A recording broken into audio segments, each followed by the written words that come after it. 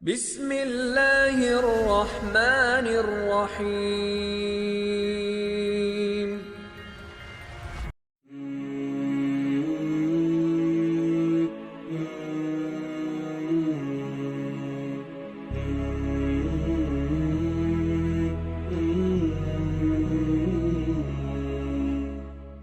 Alhamdulillah wa salatu wa salam ala rasulillah wa ba'd assalamu alaikum wa rahmatullahi wa barakatuh. Nous sommes toujours sur l'émission éducation conventionnelle, éducation occidentale. Est-elle une interdiction pour les musulmans ou même une obligation? Je m'appelle Teslim Adeyema et sur ce plateau aujourd'hui, avec moi sont l'Oustaz Amoussa Abdel Ghaffar. Assalamu alaikum wa rahmatullah. Wa alaykum salam wa rahmatullah. Et aussi l'Oustaz Murtala Saadou. Assalamu alaikum. Wa alaykum salam wa rahmatullahi wa barakatuh. Inch'Allah, dans cet épisode aujourd'hui, il s'agit de l'éducation conventionnelle et contre l'éducation islamique. C'est ça l'enjeu aujourd'hui, Inch'Allah. Et l'Oustaz va nous faire quelques détails sur cette question. Oustaz Saadou, les enseignants islamiques traditionnels qui sont érudits en sciences islamiques sont discriminés et non reconnus par le système éducatif conventionnel simplement parce qu'ils ne comprennent pas les langues européennes comme l'anglais, le français, l'allemand, l'espagnol, etc.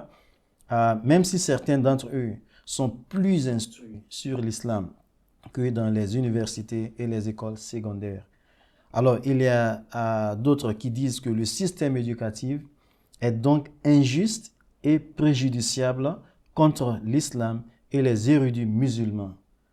En ne les reconnaissant pas, les musulmans devraient-ils continuer à assister ou à soutenir ces institutions en les fréquentant? Bismillah, wal aqibatu lil muttaqin, wa la udwana illa ala al-zalimin, wa usalli wa usallim ala sayyidi wa habibi Muhammad sallallahu alayhi wa sallam, wa ala alihi wa sahbihi, wa man walah, amma ba'd. Cette question qui concerne aussi l'éducation conventionnelle est-il contre l'éducation islamique? Je pense que c'est une question aussi importante sur laquelle nous devrons échanger pour dégager des positions qui vont permettre à la jeunesse musulmane de comprendre mieux ce qui se passe dans ce domaine. Et si je réponds de façon directe à votre question, je peux dire que, bien sûr, oui, l'éducation occidentale est contre l'éducation islamique. Pourquoi? Parce que c'est le système européen ou bien les Occidentaux, quand ils ont fait leur apparition en Afrique, surtout en ce qui concerne, si on prend le cas du Nigeria, au nord, ils ont trouvé un système qui marche. Ils ont trouvé un peuple éduqué, un peuple organisé avec leurs chefs et leurs imams. Ils les ont trouvés avec des écritures, notamment la langue arabe qui est écrit, le Hausa qui est écrit à travers le caractère d'arabe, Adjami. Donc, c'est tout à fait normal que ces gens-là soient contre ce système, qu'ils savent bien, qu'ils trouvent son inspiration de l'islam. Donc, c'est bien, c'est tout à fait normal que ces gens-là soient contre ce genre de l'enseignement. Et je peux aussi, si vous me permettez, dire que l'éducation occidentale n'a pas été tout à fait juste vis-à-vis de l'éducation islamique. Pourquoi je dis cela? Je ne peux pas comprendre quelqu'un qui sait bel et bien lire et écrire qu'on ne doit pas lui reconnaître cela. Ouais, par contre, même dans d'autres pays comme le mien, on considère ceux qui ont fréquenté ce genre des écoles coraniques comme des analphabets, alors que c'est des gens qui savent bel lire et écrire. Donc, pourquoi on va le qualifier ou le caractériser comme des gens analphabets? C'est pas juste. Donc, si on revient toujours Alors que dans ce même pays, si on a une personne qui peut lire en espagnol, mais ne peut pas lire en anglais ou en français, on va le considérer comme quelqu'un qui sait. oui, Quelqu'un qui est éduqué. qui est éduqué. Vous voyez? Donc, c'est deux poids, deux mesures, malheureusement. Et donc, c'est dans ce sens-là qu'on voit les hufaz. Hufaz, c'est un mot arabe qui veut dire quelqu'un qui a mémorisé le Coran. Le al-rama, c'est un mot hausa, je pense, qui veut dire quelqu'un qui a pu lire, imaginez, 60 hizb, 60 parties du Coran. Je n'ai pas en tête le nombre de pages. Le Coran est composé de... C'est beaucoup de pages. Le Coran est composé de 114 chapitres, dont vous trouvez d'autres chapitres qui peuvent vous faire jusqu'à 200 et quelques versets. Hein? Une trentaine de pages. Donc c'est ça, le Al-Rama, le Ghani, le Mal Minzouri, hein? En dehors du Coran qu'il a en tête, il a aussi mémorisé des documents qui sont écrits en jurisprudence islamique, les madhahib al-arba, surtout l'école de Imam Malik, qu'ils ont ça par tête. Hein? Quand tu le réveilles, tu lui poses une question par rapport à l'islam, comment faire ceci, il peut directement te répondre en te citant de référence. Vous voyez? Donc, malheureusement, l'éducation conventionnelle, si vous me le permettez, elle n'a pas été juste vis-à-vis de ces gens-là. Simplement parce qu'ils ne parlent pas l'anglais, qui est une langue européenne, qui est une langue étrangère en Afrique. Vous voyez? Et c'est dans ce contexte qu'on trouve beaucoup de ces gens-là, ils sont lésés dans la société et jusqu'à même un moment, quand il s'agit d'introduire l'éducation islamique dans des écoles publiques étatiques de l'État, au lieu de former ces gens-là, on a pris d'autres qui n'ont pas le même niveau de savoir que ces gens-là, mais parce qu'ils ont une maîtrise de la langue anglaise, ce sont eux qu'on a préféré pour qu'ils enseignent ce qu'on appelle la charia ou l'islam. Vous voyez? Donc, mais en dépit de tout ce que je viens de dire, le fait que l'éducation occidentale n'a pas été juste par rapport à l'éducation islamique ne doit pas être une raison pour un musulman de ne pas envoyer son enfant à l'école, de ne pas essayer aussi d'apprendre ces savoirs occidentaux. Je peux peut-être rapidement un peu citer quelques passages en disant c'est donc pas le système universitaire en tant qu'institution qui est nécessairement lésé contre les institutions traditionnelles ou ces universitaires, mais certaines personnes au sein de ces institutions-là. Effectivement, maintenant, on comprend que ce n'est pas le système d'éducation occidentale qui est contre, parce que maintenant, la colonisation n'est plus, ce sont nos propres frères qui sont à la tête de ces institutions-là, et malheureusement, qu'on trouve parmi nos frères des gens qui ne veulent pas de l'enseignement islamique.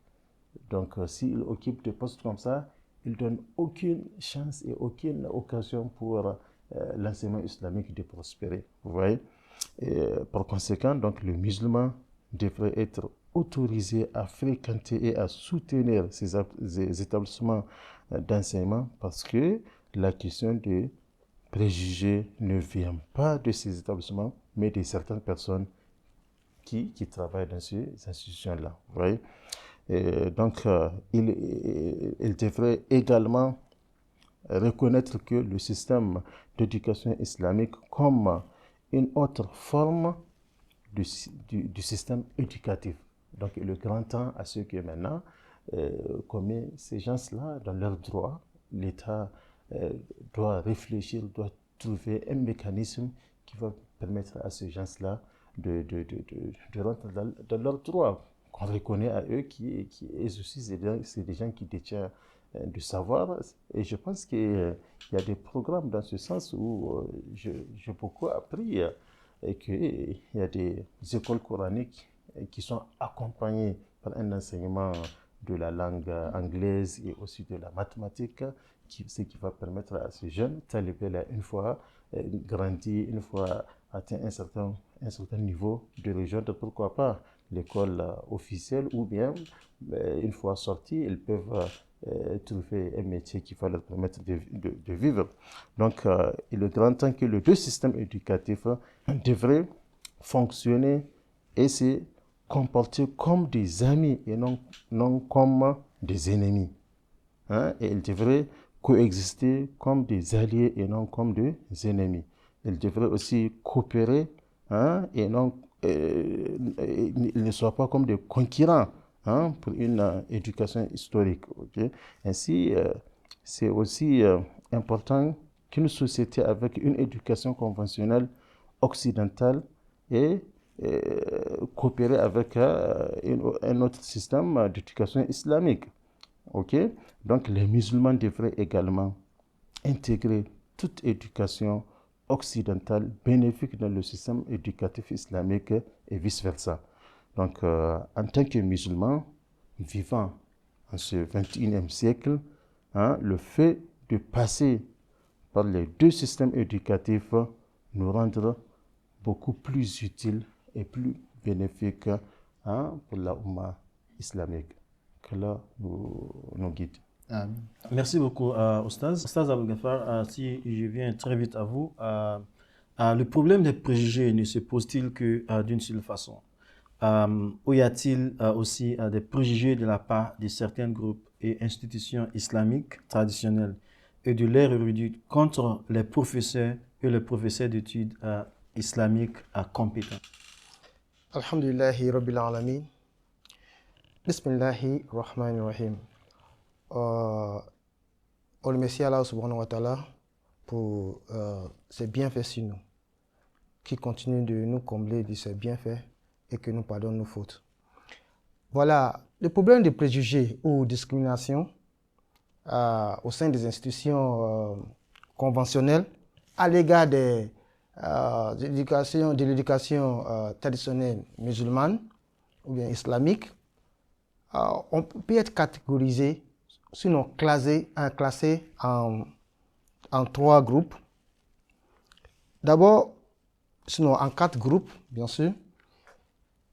Dans le premier groupe peut être dans les préjugés des institutions occidentales contre les institutions islamiques. Ça, c'est la première classe des préjugés. D'où ces préjugés proviennent? D'abord, des institutions occidentales contre les institutions islamiques. C'est là que ça vient d'abord. La deuxième classe, c'est celle des préjugés de certains chercheurs au sein des institutions occidentales contre des chercheurs dans les mêmes institutions occidentales. C'est-à-dire que les chercheurs en sciences pures méprisent les chercheurs en sciences sociales ou vice-versa. Les préjugés qui viennent au sein de cette même institution conventionnelle, les préjugés, c'est-à-dire certains chercheurs qui sont dans un tel secteur vont envoyer, sinon lancer des préjugés contre les chercheurs ou bien d'autres experts qui appartiennent à un autre secteur dans la même institution. On comprend des institutions islamiques qui n'ont rien à voir avec celles des institutions conventionnelles occidentales qui se lancent des préjugés. Et lorsqu'on prend ces institutions-là, au sein des institutions conventionnelles, il y a également des préjugés qui se lancent. Ceux de ce secteur vont lancer des préjugés d'autres membres qui sont dans d'autres secteurs, ou bien vice-versa. La troisième classe, c'est celle des préjugés qui proviennent des institutions islamiques. Des chercheurs ou bien des savants islamiques qui se voient supérieurs, certains qui se voient supérieurs ou plus importants que d'autres. Par exemple, ceux qui sont chargés de faire des recherches sur des hadiths se voient supérieurs que ceux qui sont à la recherche, qui sont en charge des fiqh ou bien des tafsirs. Voyons la catégorie numéro 4. Ça, ce sont des préjugés des institutions islamiques contre des institutions occidentales. Encore deux classes qui s'affrontent. Alors que ces personnes-là, ce sont des érudits, ce sont des experts dans la matière. Pourquoi se tourner le dos? Pourquoi voir l'autre comme contre son ennemi? C'est parfois on comprend que les institutions occidentales, peut-être par jalousie, ou peut-être par la différence de la culture que chaque institution possède de son côté, diffère, on peut s'attaquer que nous on est meilleur que vous, on est supérieur, on est important, il faut faire cela. On peut comprendre, mais au sein d'une même institution, vous qui êtes chargé de développer ou de guider, en donnant des instructions aux élèves, vous voyez meilleur que l'autre. Vous arrachez des étudiants. Ici, c'est ce qu'il faut étudier. Il ne faut pas aller d'un autre côté. Ce n'est pas très intéressant. Alors, c'est-à-dire qu'il est donc rare de voir les institutions islamiques traditionnelles accorder une reconnaissance similaire à travers des titres tels que Cheikh, Al-Rama, Imam, etc., ou Alpha, à ces universités distinguées qui ont excellé dans l'éducation islamique. Vous voyez, il y a des universités où l'éducation islamique est enseignée. Toutes les disciplines de l'islam sont enseignées dans ces institutions-là. Mais parce que les traditionnels qui se donnent des titres comme cheikh, tout ça, ils ne vont pas voir, même si dans ces universités-là, on a des érudits, des savants qui sont forts, qui sont experts dans la matière, ils ne vont pas leur donner ce titre-là comme cheikh. Et vice-versa. L'université aussi également, on va parler des titres accordés à certaines personnes qui a la connaissance, qui est professionnel dans sa matière. Au lieu de lui, on doit honorer cette personne. Faire venir cette personne au sein de l'établissement et faire reconnaître aux élèves que pour les services que cette personne rend à la société. D'ailleurs, cette personne qui n'est pas ici nous rend la tâche facile. Imaginez l'élève qui a fait des années, qui a appris auprès de ces personnes-là. Lorsque cette personne rentre en université pour accueillir les diplômes, ce qu'on lui enseigne, okay, peut-être que s'il est parti sur la filière de FIC, alors qu'il a rien appris ça dehors, ça lui rend la tâche facile. Même le professeur qui l'enseigne ne va pas trop s'essuyer, ne va pas trop faire des efforts. Mais au lieu de faire cela, non, on ne fait pas ça. De même, il est rare de voir des institutions conventionnelles ou bien conventionnelles de donner aussi des titres dans d'autres institutions qui est jugée inférieure à la leur. Vous voyez, il y a comme un conflit entre ces institutions-là. Alors, avant que tout cela ne va à la débauche, il faut chercher une solution à cela.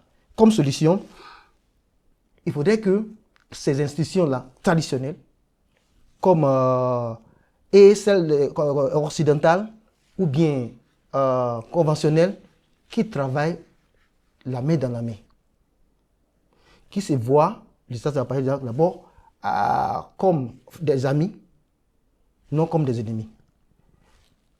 Qu'ils coopèrent entre eux. Les deux travaillent pour la même cause.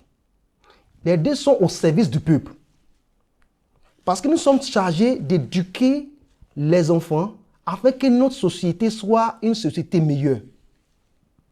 Alors si on se tourne les dos, nous qui devons inculquer ces bonnes manières, ces valeurs aux enfants, si nous on est occupé à nous lancer des préjugés, on verra que l'objectif premier de faire avancer la société, il va donc en faillite. Il est aussi meilleur que le système d'identification, d'évaluation des compétences, des talents dans des diverses spécialisations et niveaux d'études sont nécessaires. Bien sûr, il faut aussi qu'on reconnaisse aussi les professeurs, sinon les enseignants dans les établissements islamiques traditionnels. Il faut les reconnaître, il faut les honorer, il faut les inviter à partager aussi leurs connaissances avec des élèves. Il faut se consulter.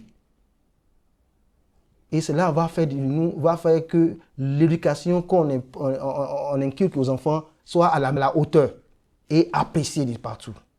Qu'Allah nous guide. Amen. Merci beaucoup. Donc, c'est comme les préjugés sont comme une cause naturelle dans la société, surtout dans les institutions. Il se peut que les institutions conventionnelles, souvent on voit que les institutions conventionnelles sont mieux placées que les institutions islamiques, mais ça c'est parce que ces institutions ont le soutien de l'État et que les institutions musulmanes islamiques n'ont pas le soutien des États. Et pour cela, les musulmans voient que non. Le gouvernement préfère ces institutions que les institutions islamiques. Mais aussi, tel que vous le dites, au sein des institutions islamiques aussi, il y a des préjugés aussi. Il y a d'autres qui disent que non, c'est eux les filières qui est meilleur que l'autre filière. Donc, ce sont des compétitions naturelles qui se passent dans la société. Il est possible aussi que si le gouvernement soutient les institutions islamiques, d'autre côté, ils diront aussi que non, le gouvernement est contre les institutions conventionnelles. Donc, c'est ça que je comprends qui se passe dans la société, surtout dans votre développement. Oustaz Saadou, je vais prendre une autre problématique ici, et c'est la problématique de l'éducation occidentale. Qui équivaut à la christianisation des enfants musulmans. Il y a ce hadith qui dit, le prophète sallallahu alayhi wa sallam, paix et salut soit sur lui, qui dit, chaque enfant est né naturellement soumis à Allah en tant que musulman, c'est-à-dire, ce sont ses parents que le changent pour être un juif ou un chrétien ou un païen. Alors, ce hadith signifie que le fait d'amener les enfants à un système éducatif occidental ou conventionnel équivaut à christianiser ses enfants. Qu'en dites-vous? Alhamdulillah. Évidemment, ce hadith dont vous faites cas, dont le prophète sallallahu alayhi wa sallam disait « Kullu mawludin yuladu ala fitra, illa anna abawahu yuhawidanihu aw yunassiranuhu aw yumajjisanuhu » Effectivement, ce hadith nous parle ne fait que souligner la nature innée pure, ce qu'on appelle fitra en arabe, dans laquelle Allah subhanahu wa ta'ala a créé tous les peuples. Ok? Et il nous démontre aussi l'importance des parents, en particulier pour l'identité religieuse des enfants. Ok? Mais quand même, ça ne veut pas dire que, ou bien ça ne fait pas allusion à ce que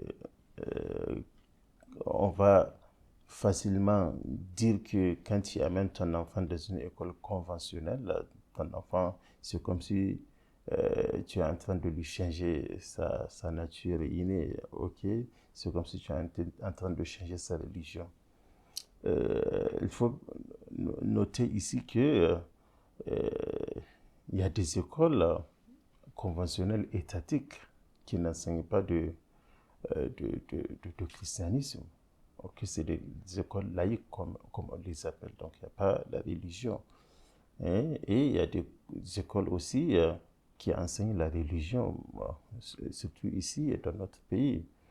Ok, mais il faut aussi souligner effectivement que quand tu te permets, toi, en tant que parent, Et surtout, quand tu n'as pas la contrainte, où tu as un multiple des écoles, mais tu te permets d'amener ton enfant dans une école missionnaire, c'est des écoles mission qu'on les appelle, là, tu es en train d'exposer ton enfant à une religion qui n'est pas la religion musulmane.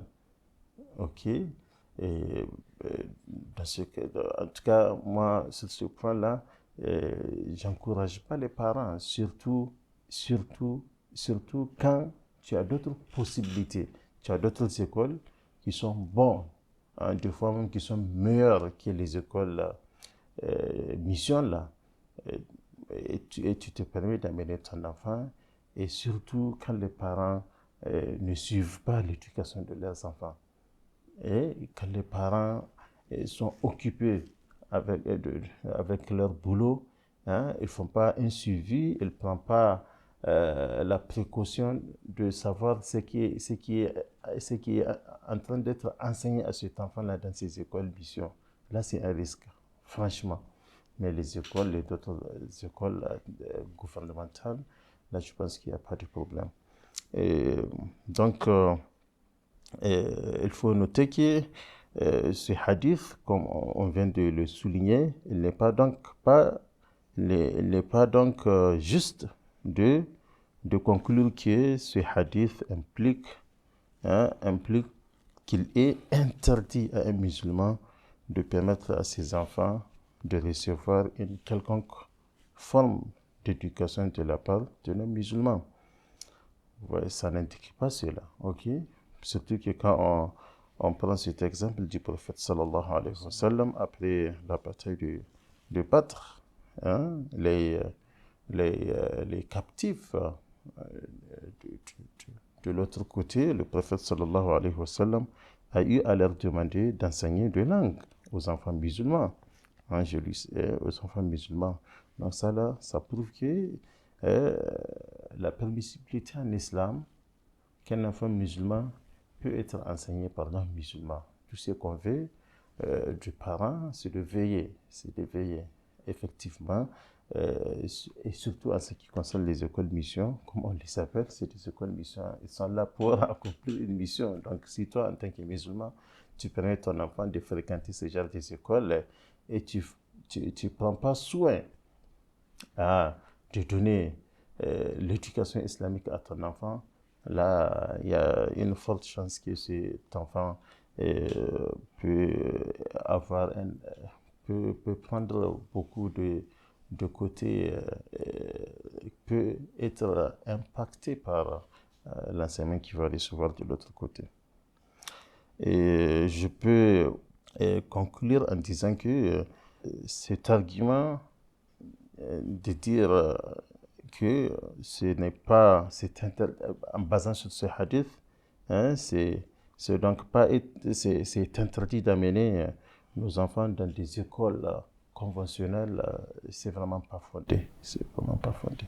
Oustaz Abgafar, Oustaz Saad vient d'expliquer que ce hadith à laquelle j'ai fait allusion, c'est pas une évidence qu'on peut utiliser pour dire aux musulmans de ne pas envoyer les enfants dans les écoles conventionnelles occidentales.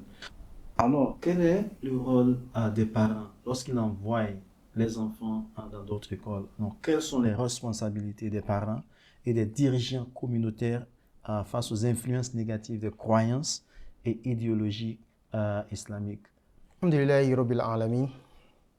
Je vais partir de la sourate 66, verset 6, où Allah dit: ô vous qui avez cru, préservez vos personnes et vos familles d'un feu dont le combustible sera les gens et les pierres, surveillés par des anges rudes, durs, ne désobéissant jamais à Allah en ce qu'il leur commande et faisant strictement ce qu'on leur donne, ce qu'on leur ordonne. Allah Akbar Kabira. Là où je vais souligner, c'est le fait qu'Allah dit dans le Coran que « ô vous qui avez cru, préservez vos personnes et vos familles d'un feu dont le combustible sera les gens et les pierres. » Préservez. Les enfants que nous avons sont sous nos charges.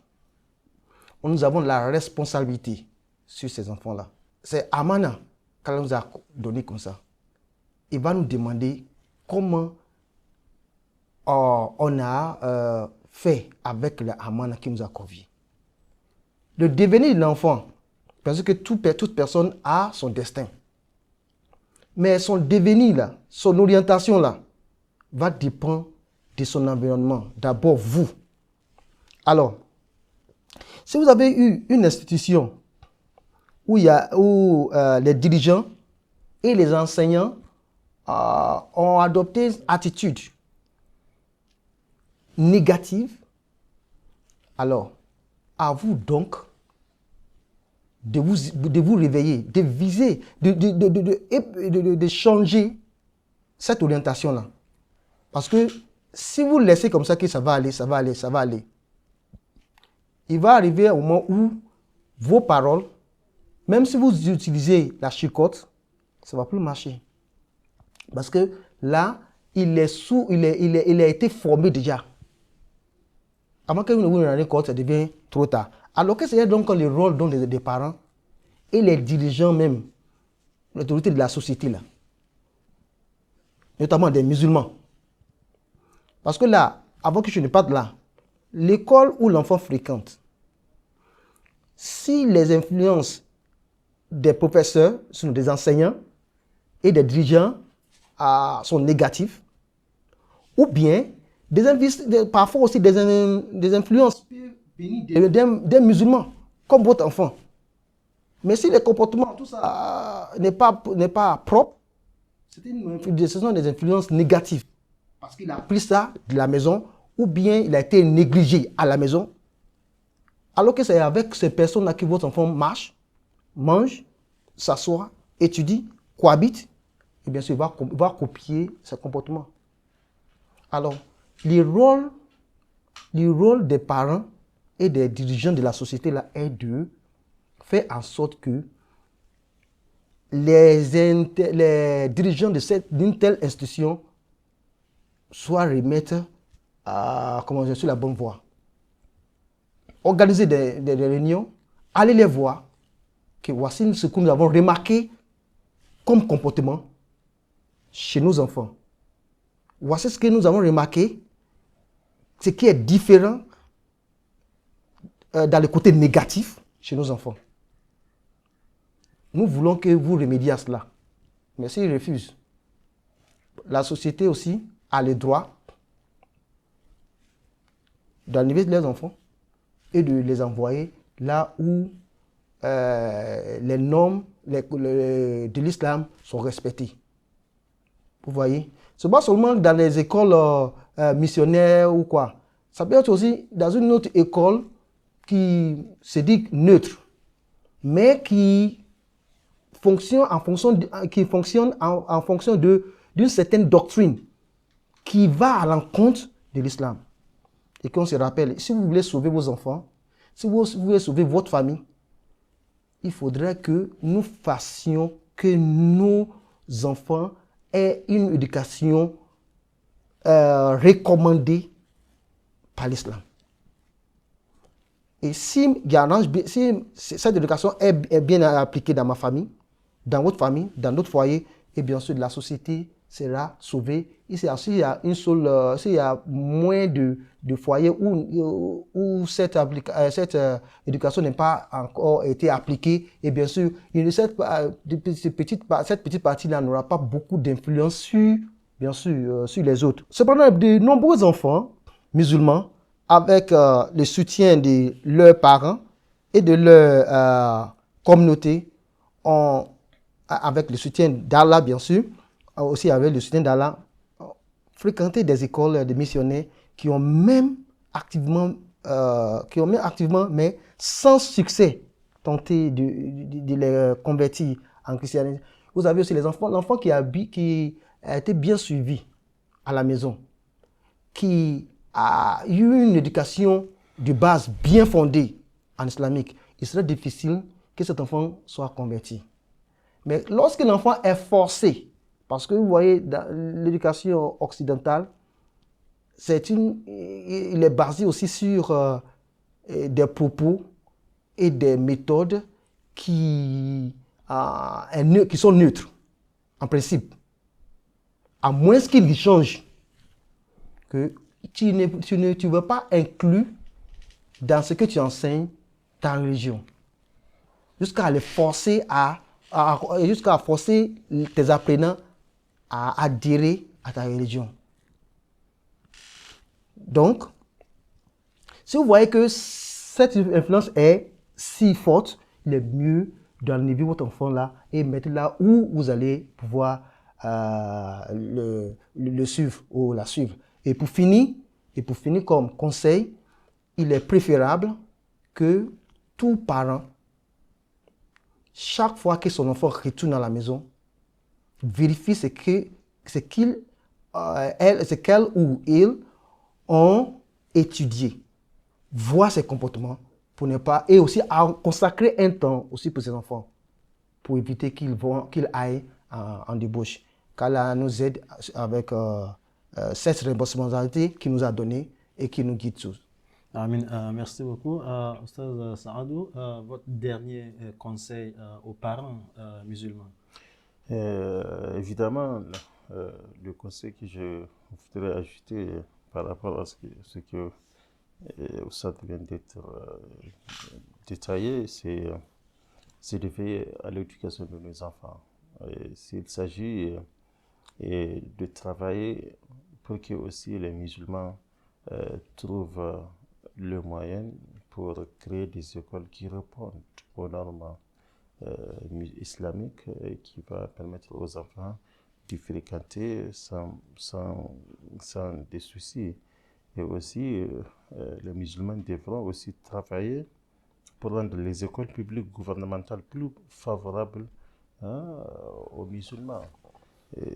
Et aussi travailler aussi avec d'autres associations islamiques comme l'association des enseignants arabes et d'études islamiques, qui peut aussi apporter un soutien, et comme d'autres associations musulmanes et aussi l'association des parents des parents d'élèves, et avec le concours de tout un chacun, je pense ça va nous permettre d'avoir un système mieux adapté à l'exigence islamique pour nos enfants. Que Allah subhanahu wa ta'ala nous guide. Amin. Merci beaucoup, Oustaz, pour votre conseil et votre exposé aussi. Inch'Allah, je crois que nous sommes arrivés à la fin de cette émission aujourd'hui. Et nos téléspectateurs aussi, j'aimerais dire merci beaucoup de nous suivre sur cette émission. On se retrouve dans l'épisode prochain, Inch'Allah. Merci beaucoup. Assalamu alaikum wa rahmatullahi wa barakatuh.